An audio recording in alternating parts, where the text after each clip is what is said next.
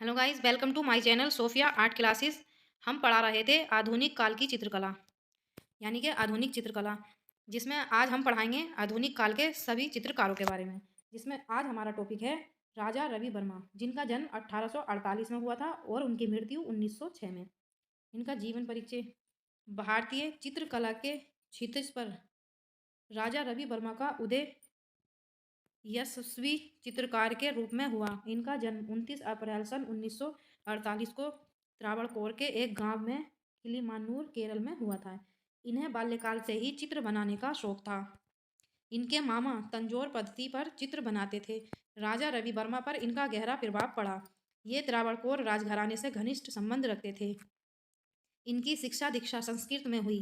बाल्यकाल से ही उन्हें रामायण, महाभारत, कालिदास के ग्रंथों का अध्ययन करवाया गया, परंतु संस्कृत भाषा उनकी समझ से परे ही रही, यानी कि संस्कृत भाषा उन्हें समझ नहीं आई। इनकी रुचि केवल चित्रकला में ही थी। इन्हें दरबारी चित्रकार आलमगीर नायडू से कला प्रशिक्षण एवं प्रोत्साहन मिला और सन 1862 में इन्होंने त्रावणकोर नरेश से भेंट की। सन 1968 में त्रावणकोर नरेश ने अपने व परिवार के तैलचित्र बन बनवाने के लिए आमंत्रित किया। ये आलमगीर नायडू को अपना गुरु मानते थे। राजा रवि वर्मा के प्रमुख चित्र व शीर्षक। इनके प्रमुख चित्रों में उषा, अनिरुद्ध, दुष्यंत, शकुंतला की छवि चित्रों का चित्रण है। नंबर 2, राम द्वारा समुद्र का चित्रण, मानभंग का, श्री कृष्ण और बलराम का, द्रौपदी, सरस्वती, सत्यवारी, हरिश्चंद्र, श्रृंगार, मेनका, महेंद्र, हंस और महिला, अनेक चित्र इनके शामिल हैं। इनकी मृत्यु 2 अक्टूबर सन 1906 को कला कर्म करते हुए त्रिवेंद्रम के ट्रिंगटुंगल में दिवंगत हुए, मतलब इनकी मृत्यु हुई। पुनर्जागरण कालीन चित्रकला। भारतीय कला जब अपने अस्तित्व को छोड़ देने के कगार पर थी, तब ई.बी. हैबल ने सन 1884 में मद्रास कला विद्यालय के प्राचार्य पद पर रहकर सबल प्रदान किया और भारतीय और संस्कृति की ओर आकर्षित किया। सन 1896 ईस्वी में वे चेन्नई कला विद्यालय से कोलकाता आर्ट स्कूल के प्रिंसिपल बने। पर्सी ब्राउन और डॉक्टर आनंद कुमार स्वामी ने भारतीय कला में सहयोग दिया। कला समीक्षक डॉक्टर मुल्कराज आनंद का मत है कि हैबल ने कला पद्धति आरंभ करवाया। अवनींद्रनाथ ठाकुर की सहायता से भारतीय चित्रकला शैली में अनेक प्रयोग हेतु कला के यश में इंडियन स्कल्पचर एंड पेंटिंग और इंडियन आर्किटेक्चर और आइडियल्स ऑफ इंडियन आर्ट नामक पुस्तकों को प्रकाशित किया। ओसी गांगुली ने कला पत्रिका रूपम का प्रकाशन किया। अगले चित्रकार आते हैं ई.बी. हैबल, जिनका जन्म 1861 में और मृत्यु 1934 में हुई।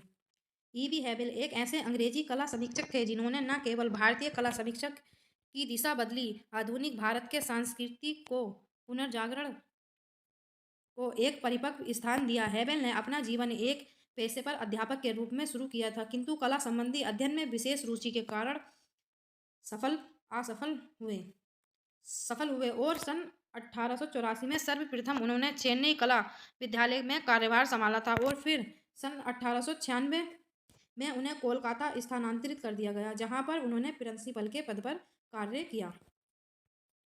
भारतीय मूर्तिकला एवं चित्रकला पर लेखन। प्रिंसिपल पद से अवकाश ग्रहण करने के 3 वर्ष बाद ई.बी. हैबल ने 1908 ईस्वी में अपना भारतीय मूर्ति कला एवं चित्रकला नामक ग्रंथ प्रकाशित किया। दूसरा ग्रंथ भारतीय कला के आदर्श में प्रकाशित हुआ।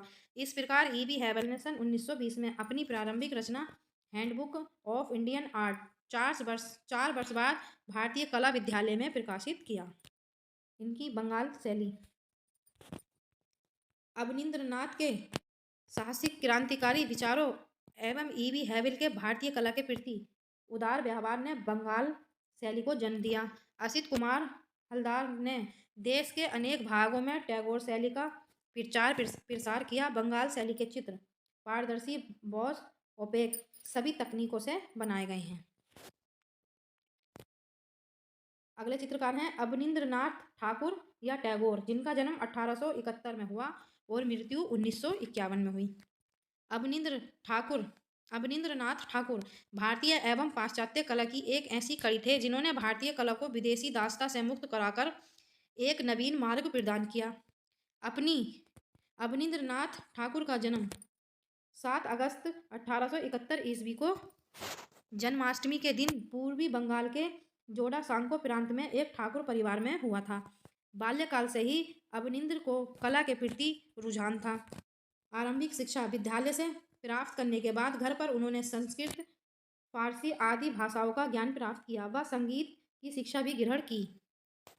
आपके पिता श्री गणेंद्रनाथ तथा दादा गिरीन्द्रनाथ व चाचा ज्योतिरिंद्रनाथ व रविंद्रनाथ आदि सभी में साहित्य, संगीत व काव्य, चित्रकला व नाटक कला अपने सहज रूप से ग्रहण किया।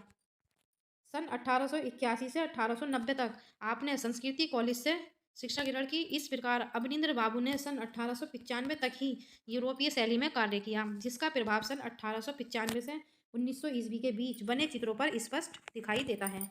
इन्होंने रामायण, महाभारत आदि की घटनाओं को भी चित्रित किया और सन 1901 से 1905 तक ईस्वी के दौरान बने चित्रों में बिल्डिंग ऑफ ताज, शाहजहां के अंतिम दिन, मुगल संयोजन, रंगों का अलंकरण को प्रस्तुत करते हैं। सन 1920 से 26 के दौरान आपकी कला में नवीन परिवर्तन आए, यानी कि नए परिवर्तन आए। नाटककार, ये एक नाटककार भी थे। अवनींद्र बाबू कुशल अभिनेता भी रहे और नाटकों का अभिनय भी किया। शिष्य परंपरा, अवनींद्र ठाकुर की शिष्य परंपरा भी अत्यंत समृद्ध मानी जाती है, यानी ये इनकी जो शिष्य परंपरा थी वो भी बहुत अत्यधिक मानी जाती है। बहुमुखी प्रतिभा के धनी, ये एक आदर्श शिक्षक, कला, साहित्यकार आदि के धनी थे। इनकी मृत्यु 5 दिसंबर 1951 में हुई। So guys, thank you. आज के लिए इतना ही।